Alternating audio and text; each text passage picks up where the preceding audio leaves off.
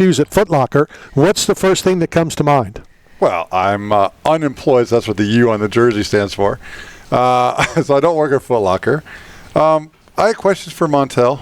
I wanted to ask him some questions, but should we call him back? Well, because you guys I think I'm going to switch sports. I think I'm going to change networks. I think I'm going to go to like NASCAR. Where they have restrictor plates. I feel like I can't be myself anymore. I can't ask questions. I want to ask him about his trading card. He was really super proud of his Panini card, and that would have been a great question since we're going to the card convention. I brought my coin collection, and I had content, but I was like, you could have just chimed in. You guys, you snapped at me during the break. You're like, the show sucks. You suck. I feel like NASCAR.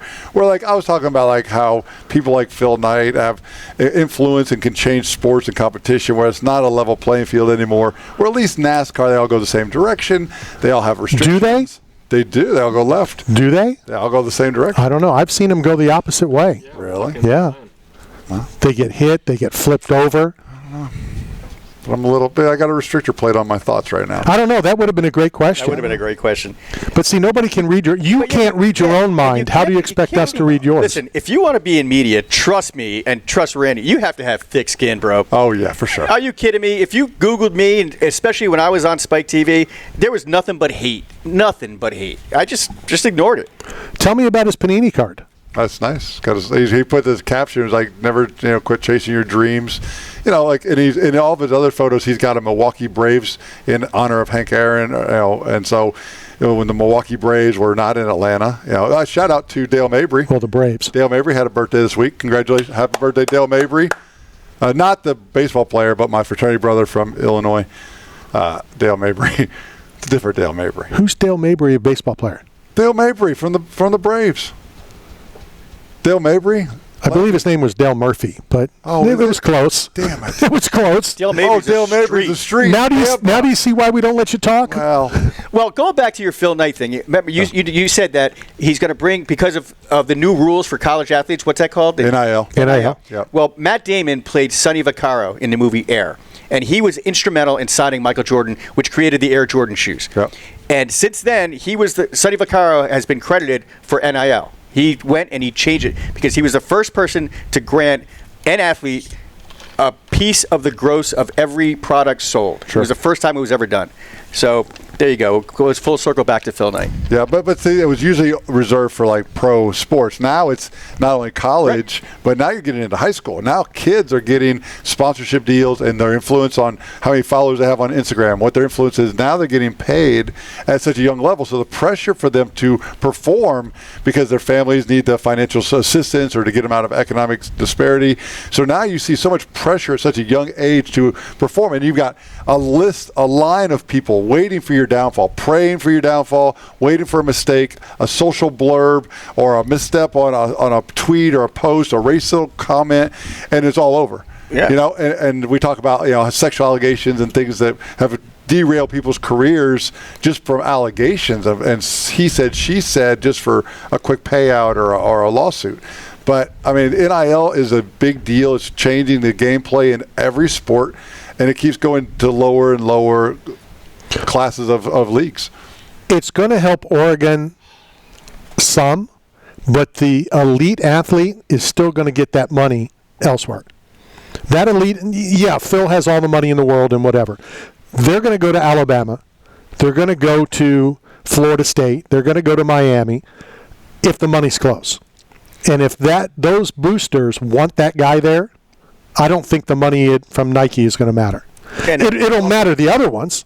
Your Bs, your B pluses, your whatever they're called, blue chips, whatever, are still going to go to the college that's going to enable them to get to the NFL. And also, don't forget, a lot of athletes, when they're being recruited, look at the coach. For sure. So it doesn't matter I can make more money in Portland, but I can go to the NFL if I go to Alabama. Well, Alabama still have the same dominant program. Well, who knows? I'm just making an example. No, that's why Saban left. Yeah. Well, he left for that reason. We talked about it. I saw a Facebook clip that said that Nick Saban and who's the other legendary coach that walked away recently? They should do like a Restaurant Impossible, but for football programs, and the two of them travel around the country and fix football programs from high school, college, all around. That's actually a great idea, right? I would watch that show. Absolutely. How about it? Kind of did it with Coach Prime right? That Yeah. Prime, Deion. Deion. Yeah, Deion's documentary. That's kind of like sort of the same. I'm thing. going to a couple Colorado games this year. Cool. Looking forward to it. UCF will be on the field. Awesome. I'm going to hang out there. Brad Penny's coming to town for the David Wells Celebrity Golf Tournament, Nice. which is the same weekend. So, Is he from Broken Arrow? Is that where he went to high school? yeah, we've talked about it. I know. Yeah. Good old Brad. Dan Hurley signs an extension at UConn, but not for the same amount of money that the Lakers offered. Huh. Thoughts? Interesting. I mean, it's obvious why Hurley didn't sign with the Lakers. Why is that?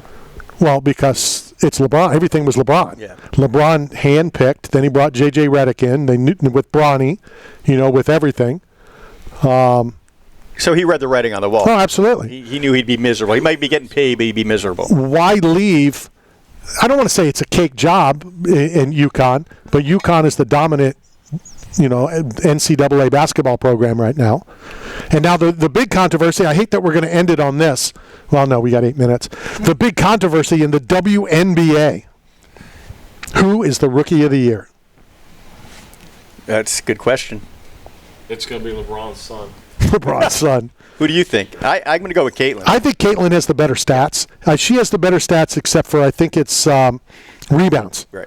The other one, Angel, has more rebounds, but she has more points, more assists. How does she not? She has more assists. Like, she's a team player. Like, she knows how to pass the ball. That's what basketball is all about. Well, and as you know, coming supposedly, allegedly, I've never seen your birth certificate, so I really don't know if you're from Indiana. I was hatched there.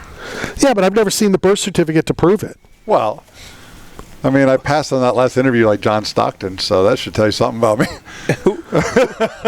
I didn't even ask a question. Who walks around with their birth certificate?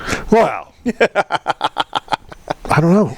You started talking about, I think you got a little off base when we were talking about the Joe Rogan, how Dana White discovered Joe Rogan. You said something before that, though. You said, I've been watching a lot of Dana White interviews lately, and they've been blowing me away. And I was thinking you were going to say something like Dana's in a better mood, or don't bring up health and fitness on this program. Don't talk about. Or Dana's not. Gary Brakia. Don't talk about red light. He's not as truculent with the media as he used to be. No, I didn't take it that way. It's just, I don't watch those things. So some of these, statements Right. and, where he found Joe Rogan or, great story. Yeah, they're all great stories, but I don't watch that kind of stuff. Like, I've never listened to Joe Rogan, and he's a friend of mine. I just don't listen to it. Do not add hydrogen to your water. Do not follow Dana. I don't listen to his podcast because it's always so long. And I don't know, it's like 2 hours long, and I don't know how I have 2 Shout out hours to Gronk. listen to a podcast. But I do I love Joe Rogan. No, I do too. And you mentioned Joey Diaz. Joey Diaz has been on my show, all my MMA shows, not all of them, because he's a huge MMA fan. He is. And Can I make one suggestion? Yeah. If you ever call Joey Diaz and it's not business related, don't leave a message. okay, is that what you did? That's what I did. Uncle Joey's a good friend. I'm actually friends with his brother. And I didn't know it was his brother because it's not his real brother. So this guy told me, we call him Jukebox Bob because he likes to play the jukebox in a bar. And then one day, Uncle Joey's name came up, and I go, I know Joey Diaz. He goes, Joey Diaz is my brother. I'm like, come on. He's not your brother. He's like, trust me, he's my brother. He goes, call him up. So I called him up. I go, hey, Joey, do you know this guy named Bob? And he goes, yeah, that's my brother. When Joey was a kid, lived in South Toms River, New Jersey, and he was abandoned by his parents, or this is the story he told me. And this guy, Bob, brought him in, said, Mom, can my friend live with us? He has no place to live. And he lived there for like 15 years. Isn't that amazing? Yeah. And it goes back to what he was saying about Abdul was saying, coming from Ghana. Joey came from nothing. He was homeless. Yeah. Homeless. Lived with the kindness of somebody's heart. You can relate. Isn't that where? And then he becomes a famous comedian. Ghana, and Abdul's a famous fighter now. Francis Ngannou came from nothing.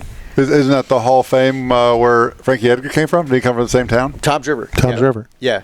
Yeah. South Toms River is a little different. It's a lower demographic financially. Toms River is kind of wealthy. South Toms River is like, it's not. It's like Kensington, Philadelphia. You know what I mean? Yeah. Toms River won the Little League World Series. That's right. Yeah. Scott Brocious was on that team. Yep. Yeah. Which was unfair because Was it Scott Brocious? I don't know. It was a third baseman for the Yankees. Yeah. Yeah. Just making up names. Yeah, but that was unfair. Way to go, Randy. But he wasn't a Yankee while he was on the Little League team. We're trying to get it back to like UFC or MMA, but like, we'll just stay in comedy. No, Tom Driver. Speaking of comedy, my good friend is Russell Peters. Oh, you mean open for him? What time? No. I'll be there. Well, you won't. Why? I went to the Indian Temple last week and did the Mango Festival. I'm good with the Indian people. I'm funny. They like me there. I can open for that So guy. Russell Peters is here? He's coming to Tampa. Where's he playing? Hard Rock. Oh, cool. Yeah. August. First weekend of August. All right, I'll be ready. He's funny. He's a good dude. He's a good friend. As an MMA connection, as He is. he lives next door to or used to. I don't know if he still does. To a legend. Would you like to guess who that is? No. Tell me. Sure. Chuck Liddell. No, I don't want to guess. They're neighbors. They're neighbors.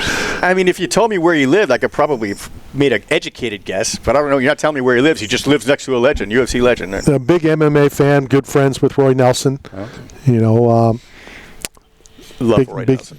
big UFC guy. So yeah, August we'll be there. You're going to perform in the dressing room. I'll be working probably. I'll get a job. At No, the you Rock. won't. No, I'll just work at the green room. See if I can get a job, like just caring for like the celebrities that come through, other guys like myself. Because I know what it's like to not get treated right behind the curtain. That'll be my opening bit. If Mike Straka laughed at it, I got gold. Well, Interesting. All right, 2 minutes left. Any predictions for Saturday? I don't like giving predictions, but if you guys want to. well, I have to go with Rose. I always go with Rose. Matt? I'll go with Rose just because, I mean, for her to lose her belt, come back and win it again makes her a true champion. So We've argued that too. He thinks if you win a championship, you're not the champion until you lose it and then win it again. because a loser will Well- keep going when they keep winning. Yeah, but isn't the cliche though? You're not a champion until you defend your belt. Correct. Well, that's what he says. I don't. Well, he's saying you got to lose it first and then defend it. Well, he's also said that when you win a belt, you're not the champion. You have to defend it once. Well, that's a fight, an old fight adage. I don't buy that. If you win it, it doesn't matter who you win it from. It doesn't have to be the champ. That's why- I'm going with the network guy on That's this why one. Frankie Edgar was so upset when he had a draw against Gray Maynard. He actually thought he lost his belt. He was so upset. And Mark Henry had to console him in the back. You're still the champion. It's a draw. You didn't lose anything. It's a draw. You're still the champion. And he was inconsolable, Frankie, crying. Inconsolable. 3 hours gone. Good job. Leave me hanging. We're Come done. on, don't really hang. All right, I left you. All right, want to thank everybody. Next week, For a coin flip. more tales. More interesting things coming next week. Challenge coin may be here. Until then, this is Knockout Radio, brought to you by 8 Man Strong, Staff Zone, and Bucked Up Energy Drink.